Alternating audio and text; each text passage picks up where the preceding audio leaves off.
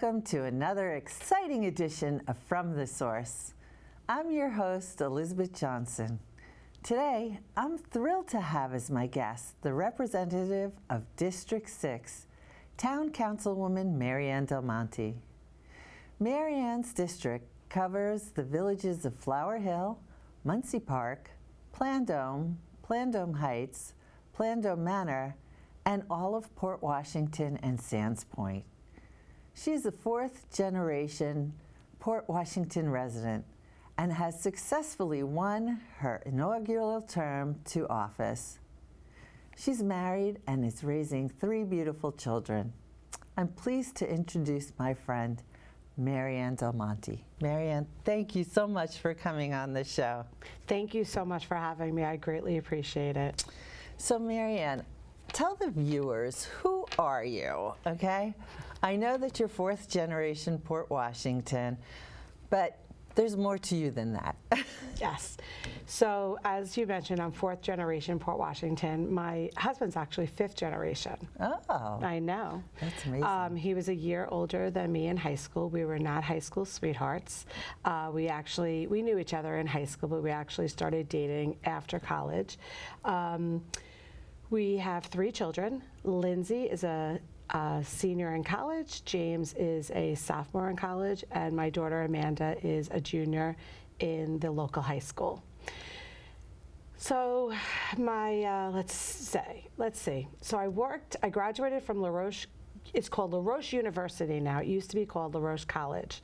It's LaRoche University. It's near Pittsburgh, Pennsylvania. Oh, wow. I graduated with an accounting degree, and I moved back home after college, and I automatically started in the music industry. I started as a staff accountant for Sony Classical in 1990. Okay. And then I moved over to Epic Records, and I was the manager of promotion operations, and then worked my way up to associate director, and then I became the director of operations for the entire Epic Records group. So when I say Epic Records Group, we had labels that were under Epic.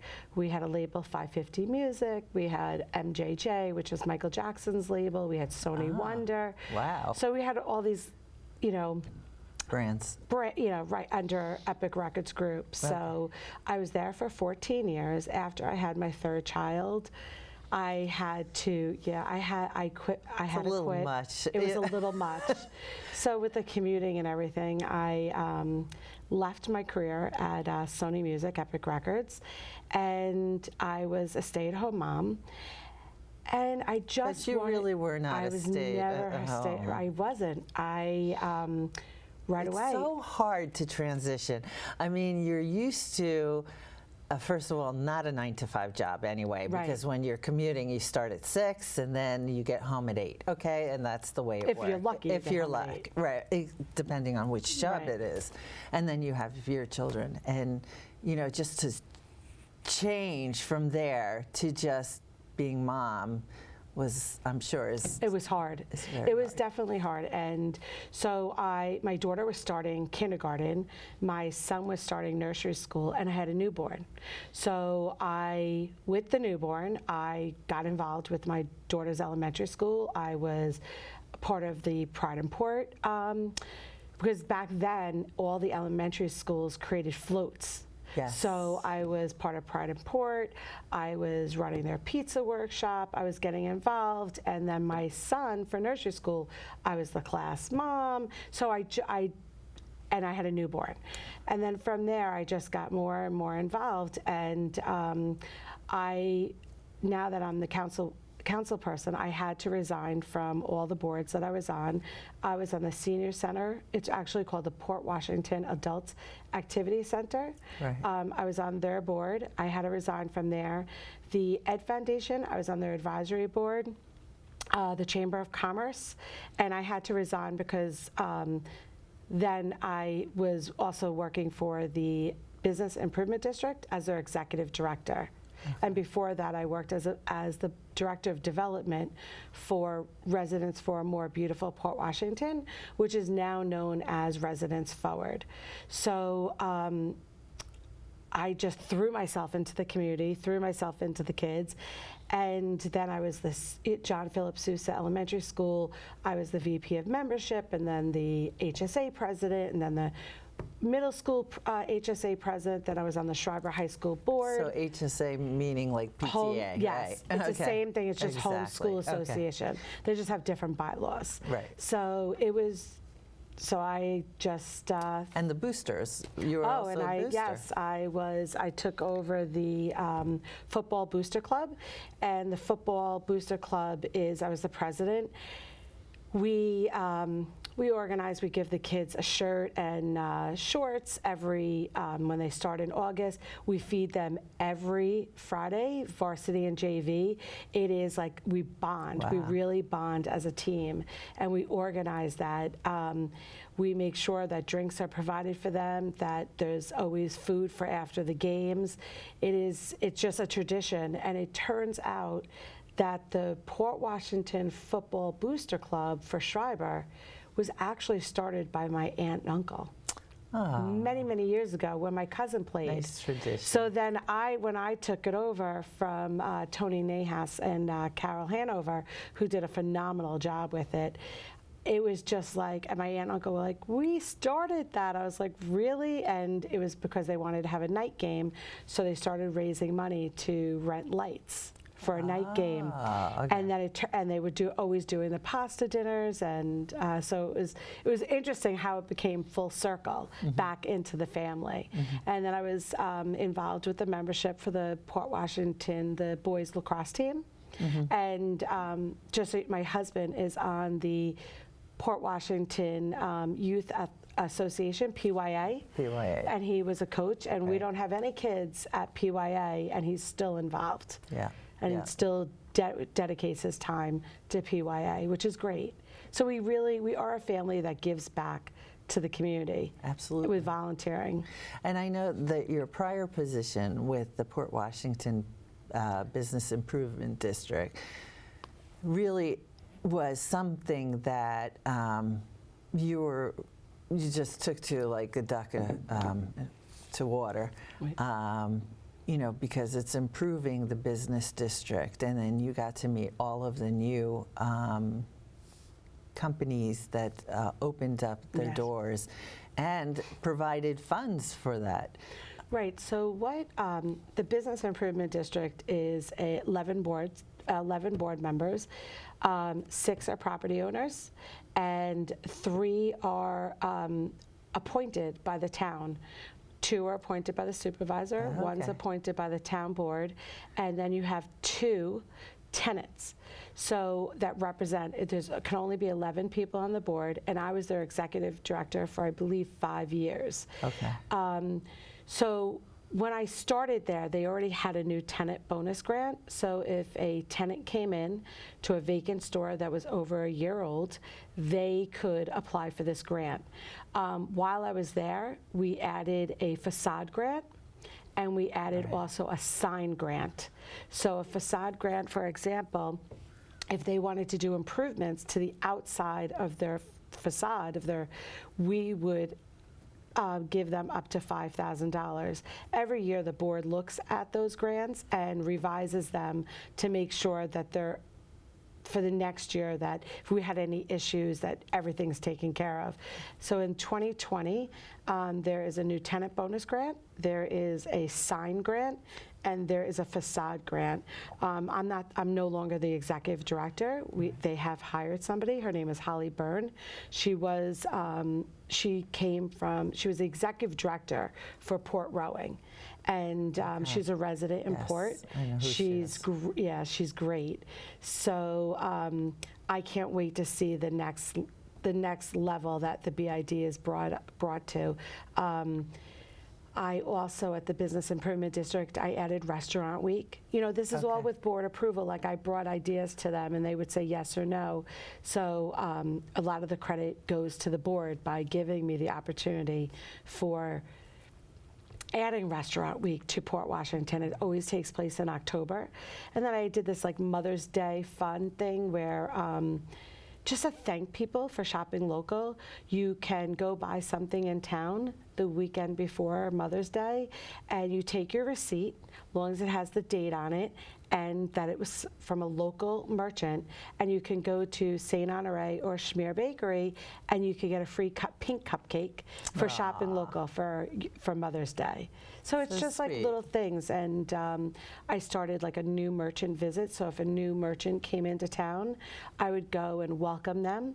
I would provide them with all this information, and then I would provide the Port Washington Chamber of Commerce, the police department, the fire department, and the Town of North Hempstead with the information that we have a new merchant, and I would put it on social media so the community would be aware that there's a new merchant in town, so they would shop local. People don't seem to realize that it's so important to shop local, because when Absolutely. you're shopping on that internet, if you're spending $100, zero is coming back into your community. Right. But when you're shopping local, about 60% of that's coming back to your community, because they are supporting when you're going in. And I was on the HSAs, and I remember fundraising. They're supporting all your fundraisers at your schools. Absolutely. They're supporting all your churches, your synagogues. When you're having a gala and you're looking for raffle prizes, where are you going? You're going to your local merchants. Right. They're there. And plus, the people that are working in those stores are most likely from your community. Right. So it's a win-win for everybody. And we don't want to see vacant stores. That's why it's so important to shop local. Absolutely. So tell me why you decided to dip your toe in the local government waters. So I never thought I'd run. I wanted a change. I wanted more transparency with the district. I just felt that I could do a better job.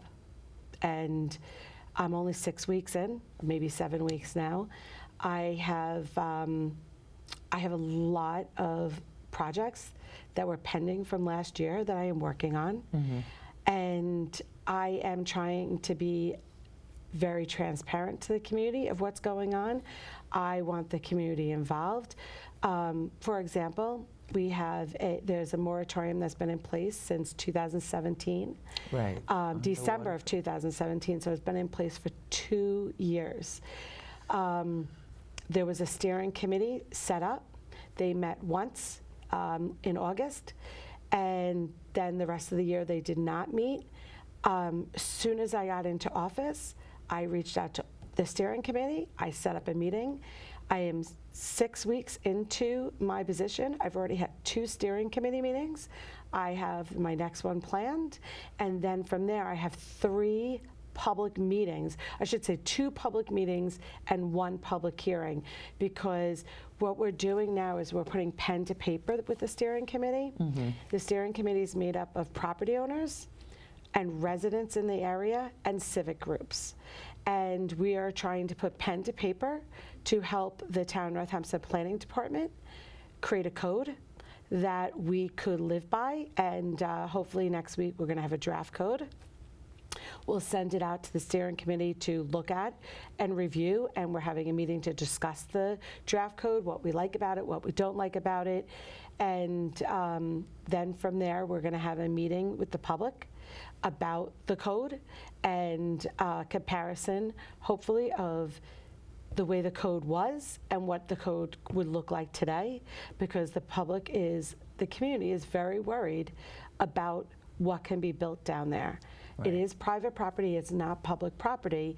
So I'm trying to do a balancing act here, because the property owners have a right to do something with their property, but we also have to protect our residents.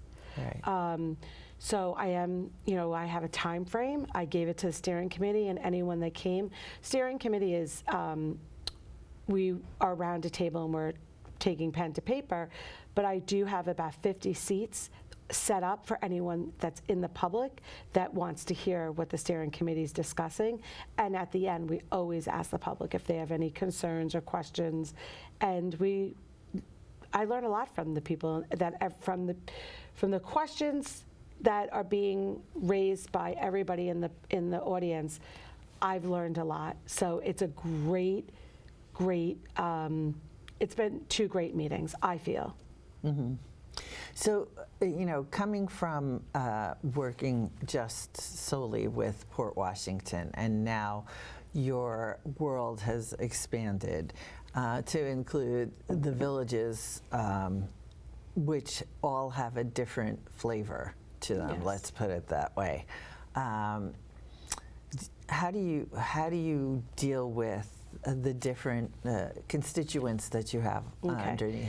So just to go back to all of the villages. So I represent, there's a lot of villages in Port as well. Mm-hmm. So Right. what I did is my second week in office, it might have even been my first week in office, I sent an email to all of the mayors in my district, Okay. asking them if they would like to meet with me, either as a group or one-on-one. On Tuesday, I thank her so much, Mayor Hagenson Yeah. from Baxter Estates, Mhm. and She's the lovely. she's lovely, and the village clerk Christy, they organized a breakfast. So on Tuesday, I got to meet all the mayors. I knew most of them. I knew everyone around the table except for 2. And it was great. We discussed things. They discussed things about their village. I discussed things about the town of North Hempstead. It was a wonderful meeting, and now they have, they know me, I know them. I sent them an email thanking them for attending this breakfast, for me coming to meet me. And one of the mayors wrote back to me like something happened in his village. He let me know, because a lot of people don't seem to understand that even though the village is in the town of North Hempstead, Right. the town of North Hempstead has no jurisdiction over Right. that village. So if there is a building being built in a village, the town of North Hempstead cannot interfere, because that village elects their mayor and their trustees. Right, right. But a lot of people don't realize that. They don't realize that the town can't come in and say, no, you can't build that. Right. It's not. It's in the town of North Hempstead, but it's in a village. Town of North Hempstead officials have no control over that. Right. So that's very, very important. But one thing, if you don't mind if I mention, is my second week in office. I should say before I went into the town of North Hempstead, I started working with the IT department.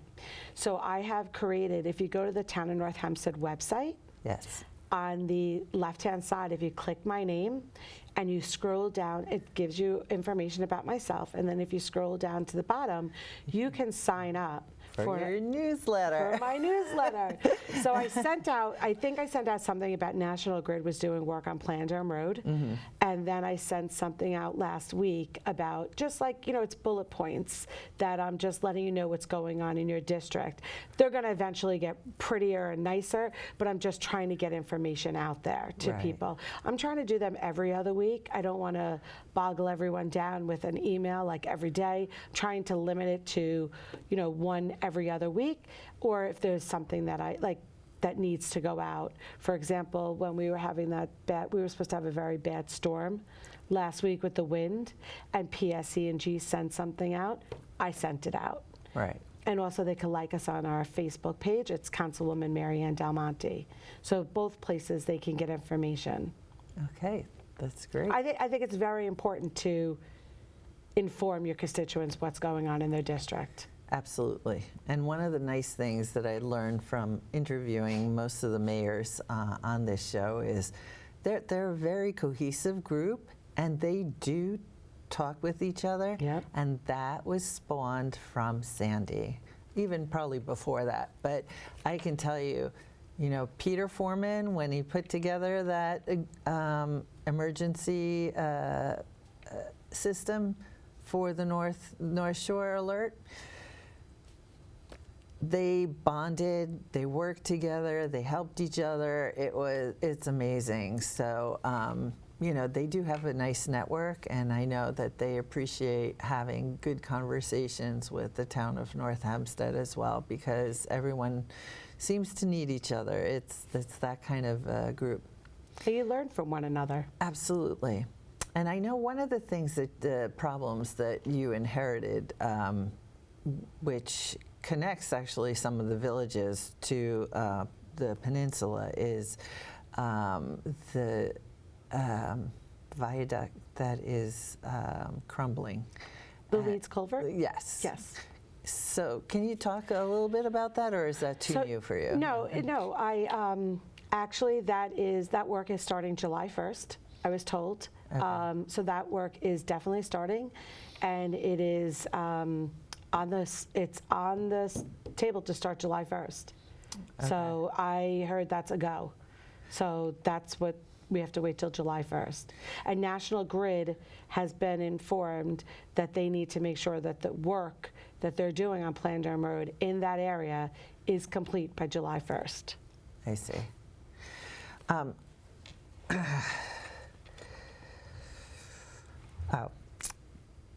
The councilwoman position as a part-time position, Yes. but from what I've seen, it's really a full-time job. It is.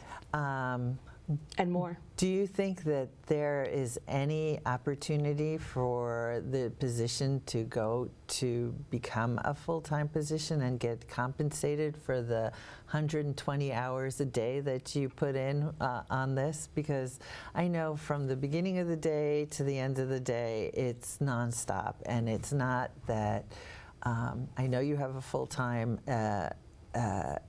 assistant or Yes. aide that helps you.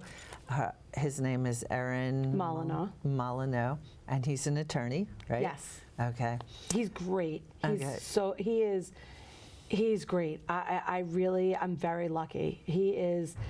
I wanted someone from District 6 because I wanted someone that when we're seeing something, we can call, using hands-free Bluetooth 311 and report it. And I've done that. So when I'm driving around town, if I see something wrong, I call 311 and I let them know. So 311 then puts in the SR, which is a service request. Then that service request, depending on what it is, just goes to the proper department. And then that proper department gets it, and they have to investigate it, and then they have to close it when it's done. Right. And then at the end of every month, we get an SR report of anything that's open. So it's it's a great system. It's very important to always call 311 because like potholes or something, your street needs to get repaved. It's very important to have that backup of the complaints that, that something's wrong. That's my personal opinion. So you're saying that if it is reported and multiple times, it will get, because I know they only pave the streets once a year, Right. They can only do it because of seasonality. Right. So, but you're saying that if there are multiple complaints that are logged by 311 and, They will look at it, but there's more. I don't want to get into paving, but there's more to paving than just calling, because you might think your road's bad, but yet this person's road might be worse than yours, and you don't know that because Right. you're not on every road. Right. So I know that they're doing a study, and we will be able to see what roads really need to be done first, and take it from there. And you only have a certain amount of linear feet to do. Right. So that's something that we work on. Well, there's so many departments within the town of North Hempstead. How are you learning about them? So it's funny, just so you know, I have the supervisor who is an incredible person, and she's such a great role model. Mm-hmm. My first day, she brought Aaron and I in, and we had a meeting with, it was all of us, it was all the commissioners, and Aaron and I, and the supervisor. And I met every commissioner. When I tell you I practically knew everyone around that table already, I'm involved in the community. So I know the acting superintendent of highway. I met, because I met the Parks Commissioner in October when she was hired, because I was at the meeting as a resident. So I know a lot of the commissioners already. Also, what I started is Port Washington has its parking district. Right. So I set up a monthly meeting with the Port Washington Parking District. So we discuss issues that I hear about, or if anyone tells me about them. So we are able to. So we have a monthly meeting, and we're able to go over everything to see how we can make it better, see what lots need improvements. One thing is that everyone always complains we have meters, and the dome, you can't see it. So we just replaced, I believe, 90 domes on the meters to make sure, because that was a complaint we were getting. So it's great to have working relationships, and we work as a team. We really do work as a team. I know that you were one of the founding fathers of the Democratic Party, Port Washington Democratic Party. How did that come about? So I actually, the founder for the Port Washington Democratic Club was actually Bill Bakken and Wayne Wink having a conversation. And I didn't go to their first meeting, I went to their second meeting. And I was asked if I would be on the board. And I said, of course. And I had to resign from the board since I've been elected. And it's great. It really is such an amazing club. Currently, right now, the president is Deborah Brooks. She is phenomenal. The board is phenomenal. The meetings are so informative that it's not just about Port Washington. It's about things, federal, local, state. It's a great bunch of people. It really is. And sometimes we'll get dinner beforehand. We always have a holiday party at the end of the year. It's a great bunch. It's a great organization. It really is. And everyone's always welcomed. Oh, that's nice. Yeah, it's really good to actually get together and find out what's going on, because it's going so fast, it seems, and there's all these issues coming up. So, as your first, what is one of the things that you really want to accomplish in your first term as councilwoman? Well, I have a goal. I have a lot of goals. I have them written down. I need right now to get through everything that was pending before. Right. And when I get through that, that's when I am going to start working on my goals, because it's very important right now that I get a code for that BW business district, waterfront business district, that the community will accept and the property owners will accept. I know it's a give and take. Not both parties are going to be happy, but we definitely I have to get to a code where that is something that everyone can live with. That is right now the biggest thing, and also 5G. Oh, yeah, that's a big one. Yeah. Well, I want to thank you for being my guest today. Thank you for having me. That's all we have for now. Thank you for watching From the Source. Stay tuned for more in-depth conversations with interesting people and neighbors from your community. Until next time, hasta la vista.